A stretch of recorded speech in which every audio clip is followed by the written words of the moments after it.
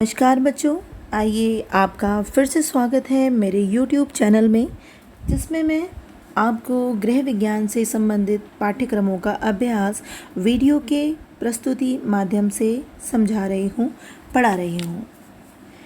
जिसने अभी तक मेरे YouTube चैनल को सब्सक्राइब नहीं किया है, कृपया अन्य वीडियो देखने के लिए आप इस चैनल को सब्सक्राइब कर दें, लाइक और शेयर के बटन भी दबा दें। इसके अलावा यदि आपको इसमें कोई अच्छी बात लगती है या बुरी बात लगती है तो आप कमेंट्स के माध्यम से भी उसको हम तक ज़रूर पहुंचाएं। आइए आगे बढ़ते हैं आहार के पोषक तत्व के अंतर्गत अंतिम विषय में विटामिन के बारे में। विटामिन के यह भी एक महत्वपूर्ण विटामिन है जो कि वसा में घुलने वाला विटामिन है।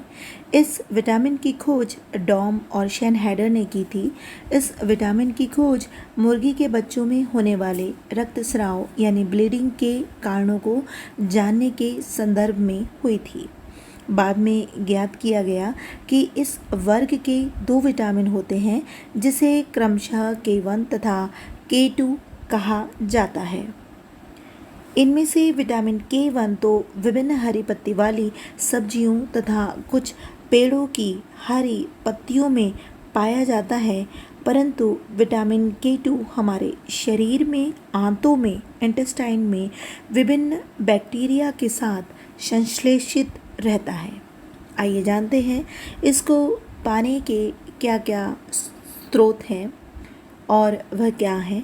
इस विटामिन को विभिन्न सब्जियों, अनाजों एवं पशु जगत से प्राप्त किया जा सकता है। यह पालक, पत्ता गोभी, फूल गोभी तथा करमकल्ले में मुख्य रूप से विद्यमान होता है। यह गेहूं की भूसी, गाजर तथा आलू में भी कुछ मात्रा में पाया जाता है। न्यून मात्रा में यह दूध, मांस तथा मछली में भी उपस्थित रहता है।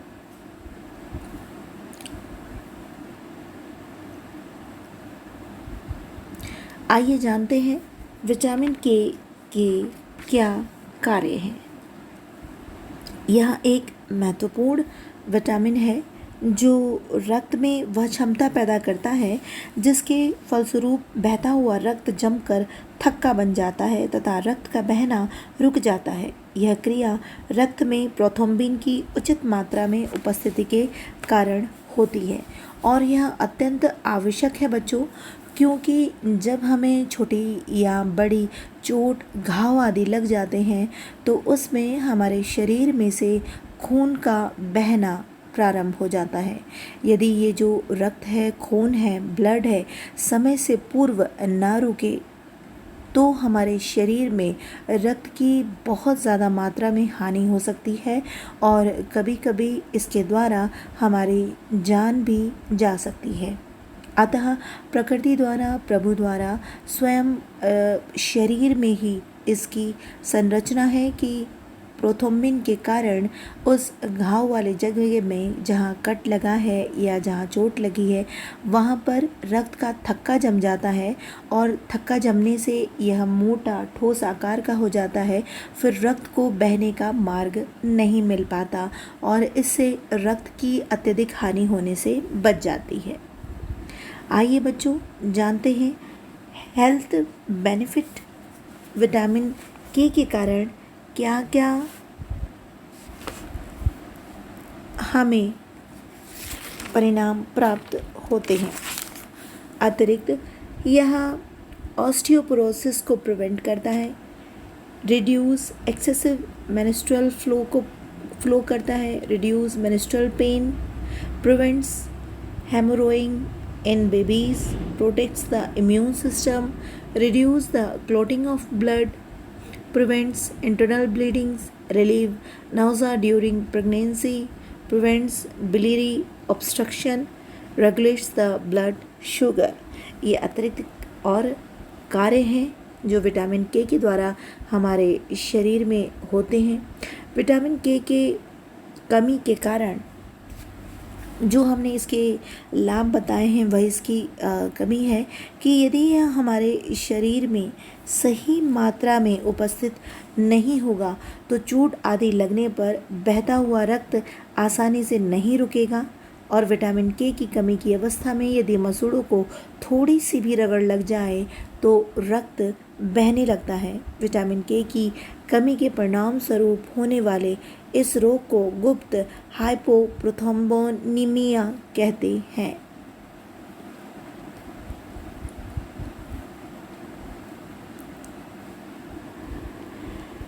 इसकी डिफिशियंसी से, कमी से बहुत सारे और भी चीज़ें होती हैं, जैसे कि नेचुरल एंटी इन्फ्लामेटरी है, यह सूजन को रोकता है। यह हार्ट डिजीज़ अगर इसकी कमी हो जाएगी तो हार्ट डिजीज़, हृदय की जो रोग हैं वो बढ़ने की ज़्यादा क्षमता हो जाएगी और ये जो फ्रैक्चर्स होते हैं यानी हड्डी के टूटने की समस्या होती है उसके रेट को भी कम करता है और ये ऑस्टियोपोरोसिस के रेट को भी कम करता है और बहुत सारे कैंसर के ट्रीटमेंट में भी यह सहायक होता है। आइए आगे चलते हैं, विटामिन डी के बारे में पढ़ते हैं। विटामिन डी भारत में एक सर्व सुलभ विटामिन है क्योंकि इसे प्राप्त करने का एक महत्वपूर्ण स्रोत सूर्य की पराबैंगनी किरणें हैं, अल्ट्रावायलेट रेज हैं। इस विटामिन की खोज अस्थि विकृति के कारणों की खोज के संदर्भ में हुई थी। इस विटामिन की खोज के लिए सफल प्रयास क्रमशः मेलनबॉय, मैकलम तथा बिल्स ने किए हैं। तो आइए जानते हैं विटामिन डी की प्राप्ति के क्या क्या स्रोत हैं। विटामिन डी एक ऐसा विटामिन है जिसे हम सर्वप्रथम बहुत ही प्राकृतिक तरीके से सूर्य के प्रकाश द्वारा प्राप्त कर सकते हैं। अतः हमें सर्दियों में, गर्मियों में तो हमें यह नेचुरल बाहर कार्य करने या बाहर आने जाने से मिल जाती है और उस समय बहुत ही ज़्यादा तेज़ रोशनी पड़ती है, सूर्य की धूप हमें मिलती है। किंतु सर्दियों के समय जब हमें सूर्य की रोशनी, तेज और ताप भरपूर मात्रा में चाहिए होता है तब हम सुबह के समय कुछ समय सूर्य की किरणों का आनंद उठा सकते हैं, ले सकते हैं, जिससे हमारे शरीर में प्राकृतिक रूप से विटामिन डी पहुंच जाएगा। इसके अलावा इसको हम इसके आहार से प्राप्त करते हैं जो कि दूध, मक्खन, अंडे की जर्दी तथा दूध से बना घी है। इस विटामिन डी को हम बहुत अधिक दूध से या फिर मछली से या फिर सूर्य के प्रकाश से, मशरूम से प्राप्त कर सकते हैं और इसका इंटेक ग्रहण करना बहुत ही आसान है, सरल है। आइए जानते हैं विटामिन डी के क्या कार्य हैं। विटामिन डी का एक महत्वपूर्ण कार्य शरीर के समुचित विकास एवं वृद्धि में योगदान देना है। यदि विटामिन डी की समुचित मात्रा शरीर को न मिले तो शरीर की स्वाभाविक वृद्धि अवरुद्ध हो जाती है। विटामिन डी का दूसरा मुख्य कार्य अस्थियों, हड्डियों को विकार रहित बनाए रखना भी है। विटामिन डी से हड्डियों को सुदृढ़ता प्राप्त होती है। यदि शरीर को समुचित मात्रा में विटामिन डी न मिले तो रिकेट्स या अस्थि विकृति नामक रोग हो जाता है। इस रोग का शिकार मुख्य रूप से बच्चे ही हुआ करते हैं और वयस्कों में, प्रौढ़ व्यक्तियों में विटामिन डी की कमी से ऑस्टियोमलेशिया नामक रोग हो जाता है। इस अवस्था में व्यक्तियों की सुदृढ़ता कम हो जाती है तथा मामूली सी ठेस से ही बोन या हड्डी की टूटने का भय रहता है। इसके अतिरिक्त कैल्शियम तथा फास्फोरस के शोषण में भी इसी विटामिन डी का महत्वपूर्ण योगदान है। विटामिन डी की उपस्थिति में कैल्शियम तथा फास्फोरस का शोषण अच्छी प्रकार से होता है। यह red meat, egg, oily fish और लीवर में सर्वाधिक मात्रा में पाया जाता है और यह हमें कोविड-19 से बचने के लिए भी अत्यंत ज़रूरी मात्रा में ग्रहण करना आवश्यक है। इस विटामिन डी की कमी से क्या क्या रोग हो सकते हैं, आइए देखते हैं। विटामिन डी की समुचित मात्रा शरीर को न मिले तो शरीर का विकास अवरुद्ध हो जाता है, रिकेट्स नामक रोग हो जाता है, हड्डियां थोड़े से ही चोट में टूट जाती हैं, जोड़ों में दर्द होता है, मस्तिष्क में दर्द रहता है और मसल्स में पेन होने लगता है, और हमारे जो सर्कुलेटरी सिस्टम है, रक्त परिसंचरण तंत्र है, इसके अलावा पाचन तंत्र है और श्वसन तंत्र है, उसमें भी काफ़ी खराबी आ जाती है। आइए देखते हैं विटामिन डी हमें कहाँ से प्राप्त हो रहा है। सनलाइट, सूरज के प्रकाश से, मछली से, दूध से, कैरल से, बटर से, चीज़ से और होल ग्रेन से हमें ये विटामिन डी प्राप्त होता है। विटामिन डी वसा तथा उन विलायकों में घुल जाता है जिनमें वसा घुल जाती है। इनका रंग सफ़ेद तथा आकार रवेदार होता है। इसमें किसी भी प्रकार की गंध नहीं होती। यह एक ऐसा रासायनिक यौगिक है जो कार्बन, हाइड्रोजन तथा ऑक्सीजन के सहयोग से बना है। विटामिन डी पर ताप का कोई प्रतिकूल प्रभाव नहीं पड़ता, अर्थात ताप से यह नष्ट नहीं होता। यह अम्ल तथा क्षार के प्रति भी स्टेबल यानी स्थिर रहता है, यानी इन्हीं दोनों माध्यमों में इस पर कोई बुरा प्रभाव नहीं पड़ता, न ही ये नष्ट होता है। आइए जानते हैं विटामिन डी की अधिकता से क्या हानि हो जाती है। यदि निरंतर रूप से आवश्यकता से अधिक विटामिन डी ग्रहण किया जाता रहे तो इस अधिकता के परिणाम स्वरूप शरीर में एक प्रकार का विष उत्पन्न हो जाता है। इसके साथ साथ शरीर में आवश्यकता से अधिक कैल्शियम तथा फास्फोरस एकत्र हो जाता है। यह अतिरिक्त कैल्शियम गुर्दों तथा रक्त वाहिनियों में एकत्र होता है। इससे अनेक प्रकार के शारीरिक एवं सामयिक कष्ट होते हैं। विटामिन डी की अधिकता से अपच, भूख न लगना, चक्कर आना अधिक तथा बार बार प्यास का लगना आदि विकार उत्पन्न हो जाते हैं। इस स्थिति में व्यक्ति अधिक थकावट एवं बेचैनी एवं उदासीनता का अनुभव करता है। स्मरण शक्ति पर भी, मेमोरी पर भी इसका प्रतिकूल प्रभाव पड़ता है।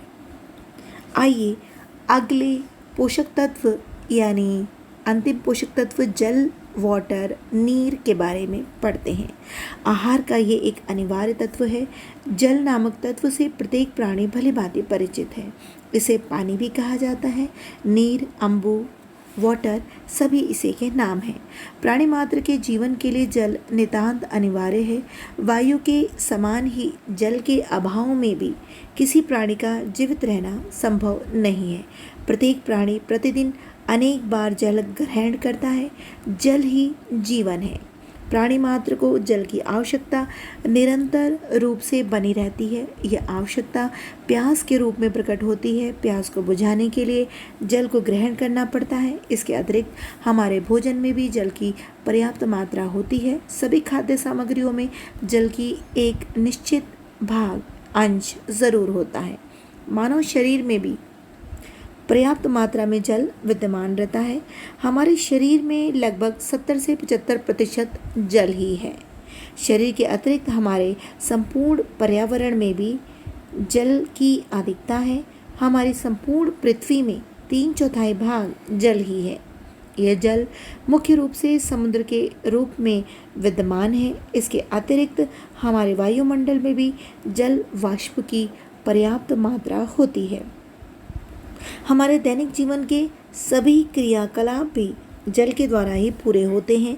हमारे भोजन पकाने, नहाने, धोने, सफाई करने जैसे दैनिक कार्यों के साथ साथ फसलों को उगाने के लिए एवं अन्य प्रकार के उत्पादों के लिए भी जल की अत्यंत आवश्यकता होती है। तो बच्चों, यह जो जल है वह हमारे लिए अत्यंत उपयोगी है। आपको हमारे द्वारा पढ़ाया गया, प्रस्तुत किया गया यह यूट्यूब चैनल कैसा लगा, कृपया हमें कमेंट्स में ज़रूर बताइएगा। जिन बच्चों ने अभी तक हमारे यूट्यूब चैनल को सब्सक्राइब नहीं किया है, कृपया हमारे चैनल को सब्सक्राइब करें और गृह विज्ञान के पाठ्यक्रमों का आनंद लें। धन्यवाद।